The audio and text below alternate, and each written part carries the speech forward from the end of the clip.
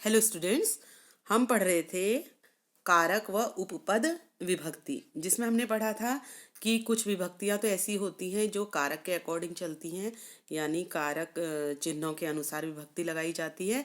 लेकिन कुछ विभक्तियां ऐसी होती हैं जो कारक के अर्थ के अनुसार नहीं लगाई जाती। वो किसी विशेष पद के कारण कि कोई विशेष विभक्ति जहाँ पे प्रयोग होता है उसे उपपद विभक्ति कहते हैं। ये हमने पढ़ लिया था। इसके अलावा द्वितीय विभक्ति, तृतीय विभक्ति और चतुर्थी विभक्ति का प्रयोग कहाँ कहाँ पर होता है ये हम पढ़ चुके थे। तो आज हम बात करेंगे पंचमी विभक्ति की। ठीक है, तो ध्यान से सुने। पंचमी विभक्ति का प्रयोग कहाँ कहाँ पर कैसे कैसे होता है। तो अलग होने के अर्थ में, बाहर एक स्थान विशेष के अर्थ में, और डरना जहाँ पे आता है वहाँ पर पंचमी विभक्ति का प्रयोग होता है। उदाहरण देखें, वृक्षात पत्राणि पतंती। वृक्षात पेड़ से, पत्राणि पत्ते, पतंती गिरते हैं। पेड़ से पत्ते गिरते हैं।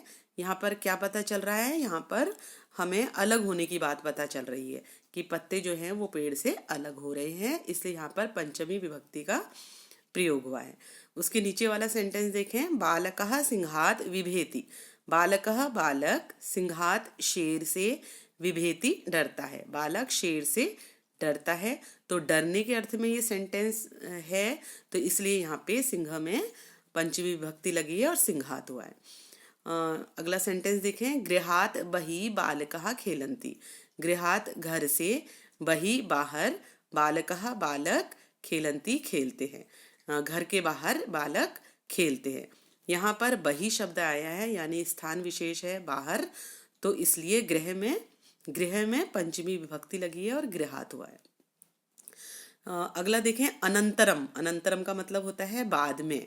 तो अनंतरम के साथ अगर कोई शब्द आता है तो वहाँ पर भी पंचमी विभक्ति का प्रयोग होता है। जैसे उदाहरण देखें, भोजनाद अनंतरम भ्रमणाय गच्छ। भोजनाद भोजन के, अनंतरम बाद, भ्रमणाय घूमने के लिए, गच्छ जाओ। भोजन के बाद घूमने के लिए जाओ। तो यहाँ पे अनंतरम यानी बाद में शब्द आया है, तो इसके साथ भोजन शब्द में इसलिए पंचमी विभक्ति लगी है। नेक्स्ट भी पंचमी विभक्ति का ही देखें कहाँ पे लग रही है। और ऋते यानी इसका मतलब होता है विना, इसके योग में, और प्रभृति जिसका अर्थ होता है से लेकर, इसके योग में यानी इनके साथ जो शब्द आ रहा है उसमें भी पंचमी विभक्ति लगेगी। नी प्लस गम धातु के योग में भी पंचमी विभक्ति का प्रयोग होता है। नी प्लस गम यानी गम धातु में नी उपसर्ग लगा हुआ है। ठीक है, सेंटेंस पहले देख लें। ज्ञानात ऋते न मुक्ति। ज्ञान के बिना मुक्ति नहीं है। तो यहाँ पे ऋते शब्द आया है, इसलिए इसके योग में जो ज्ञान शब्द आया है उसमें पंचमी विभक्ति लगी है और ज्ञानात बना है। उसके नीचे वाला सेंटेंस देखें, गंगा हिमालयात निर्गच्छति। गंगा हिमालय से निकलती है। तो यहाँ पे जो क्रिया है निर्गच्छति, वो कौन सी धातु है? वो गम धातु है। नी प्लस गम धातु है, इसलिए यहाँ पे हिमालय में पंचमी विभक्ति लगी है और हिमालयात हुआ है। लास्ट इसका सेंटेंस देखें, हिमालयात प्रभृति भारतस्य सीमा आरभ्यते। हिमालयात हिमालय से लेकर, हिमालय से प्रभृति लेकर, हिमालय से लेकर भारत की सीमा आरंभ होती है। तो ऊपर से आपने देखा है सेंटेंस में आपको बताया कि प्रभृति यहाँ पे आएगा, उसके योग में जो शब्द है उसमें पंचमी विभक्ति लगेगी, इसलिए यहाँ पर भी हिमालय में पंचमी विभक्ति लगी है। ठीक, अब हम बात करेंगे षष्ठी विभक्ति की कि षष्ठी विभक्ति कहाँ कहाँ पर लगेगी। तो संबंध दर्शाने के लिए षष्ठी विभक्ति का प्रयोग होता है। ये तो हमें शुरू से आप पढ़ते हुए आ रहे हो कि जहाँ पर संबंध दर्शाया जाता है वहाँ पे षष्ठी विभक्ति लगती है। जैसे सेंटेंस देखें, सीता रामस्य भार्या आसीत। सीता राम की पत्नी थी। तो यहाँ से सीता, यहाँ पर सीता और राम का संबंध दिखाया गया है, इसलिए राम में षष्ठी विभक्ति लगी है।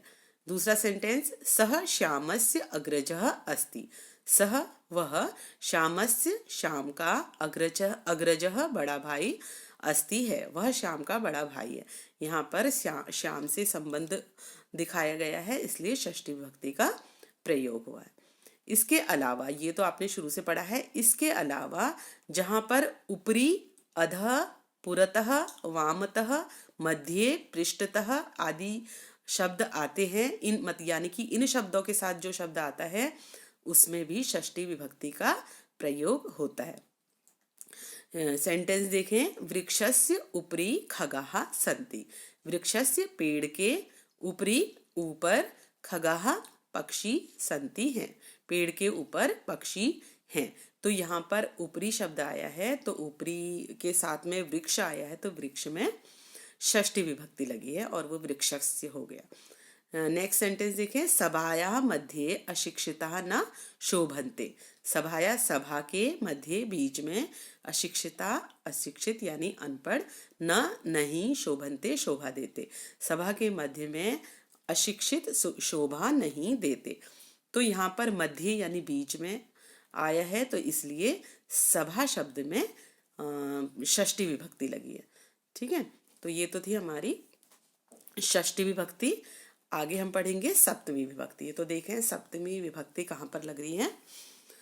पहला है स्नेही विश्वास के योग में सप्तमी विभक्ति का प्रयोग होता है। यानी जहाँ पे स्नेह की बात हो रही है, प्रेम की, और जहाँ पर विश्वास की बात हो रही है वहाँ पर सप्तमी विभक्ति का प्रयोग होगा। पहला सेंटेंस देखें, माता पुत्रे स्नेहयति। माता पुत्र से स्नेह करती है। ठीक है, यहाँ पर स्नेह की बात हो रही है इसलिए पुत्र शब्द में सप्तमी विभक्ति लगी है और वो पुत्रे हो गया। ठीक है, दूसरा सेंटेंस देखें, दुर्जने माँ विश्वसेत। दुर्जनों पर विश्वास मत करो। तो यहाँ पर विश्वास यानी विश्वास वाली बात हो रही है तो इसलिए दुर्जन में सप्तमी विभक्ति का प्रयोग हुआ है और दुर्जन बन गया है दुर्जने। नेक्स्ट देखें, नेक्स्ट लाइन कहाँ कहाँ पर हमें और सप्तमी विभक्ति हम लगा सकते हैं। निपुणता, कुशलता आदि दर्शाने के लिए सप्तमी का प्रयोग होता है। यानी जहाँ पर सेंटेंस में हमें पता चलता है कि किसी की निपुणता की बात हो रही है या किसी कोई कुशल है उसकी कुशलता की बात हो रही है तो वहाँ पर भी हम सप्तमी का प्रयोग करेंगे। जैसे सेंटेंस देखें, अर्जुनः धनुर्विद्यायां निपुणः आसीत्। अर्जुन धनुष विद्या में निपुण था। तो यहाँ पे अर्जुन के निपुण होने की बात हो रही है। तो किस में वो निपुण है? धनुष विद्या में। तो धनुष विद्या शब्द में सप्तमी विभक्ति का प्रयोग हुआ है। सेकंड लाइन देखें, उसी के बगल में, सा पाक कलायाम दक्ष अस्ति।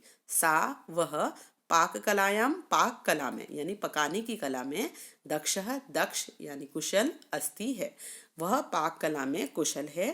तो यहाँ पर भी दक्षता कुशलता की बात हो रही है तो इसलिए पाक कला में सप्तमी विभक्ति का प्रयोग हुआ है। इसके अलावा श्रेष्ठता बताने के लिए भी सप्तमी का प्रयोग होता है। यानी किसी की हम श्रेष्ठता बता रहे हैं कि वो बहुत श्रेष्ठ है। जैसे सेंटेंस में, कविषु कालिदास श्रेष्ठ। कवियों में कालिदास श्रेष्ठ है। श्रेष्ठ यानी सबसे अच्छे। ठीक है, तो उन्हें सबसे अच्छा बताया गया है इसलिए कवि शब्द में सप्तमी विभक्ति का प्रयोग हुआ है और वो बन गया है कविषु।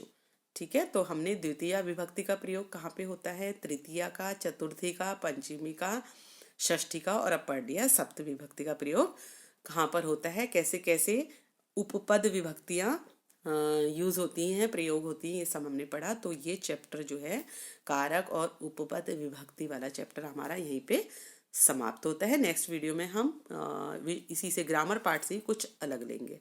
Okay, thank you.